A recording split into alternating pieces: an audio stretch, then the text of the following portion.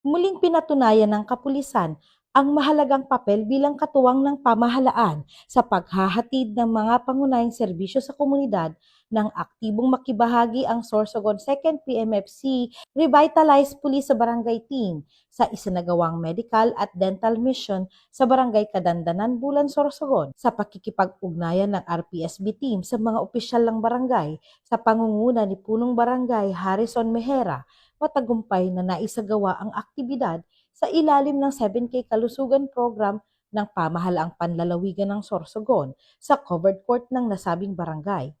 Nagbigay ang mga pulis ng seguridad, koordinasyon at suporta upang matiyak ang maayos at ligtas na pagsasagawa ng programa. Sa pamamagitan ng kanilang presensya at pakikipag-ugnayan sa iba't ibang sektor, naging instrumento ang kapulisan sa paglalapit ng mga serbisyong pangkalusugan at iba pang programa ng pamahalaan sa mga mamamayan, lalo na sa mga komunidad na may limitadong akses sa mga pasilidad na medikal.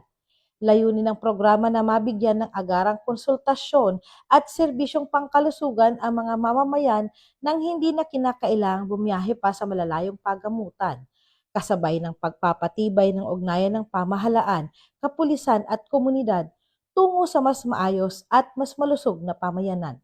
Mula dito sa Sorsogon Police Provincial Office, ako po si Police Staff Sergeant Angeli Bionson para sa Police News Network, Bagong PNP, para sa Bagong Pilipinas, serbisyong mabilis, tapat at nararamdaman.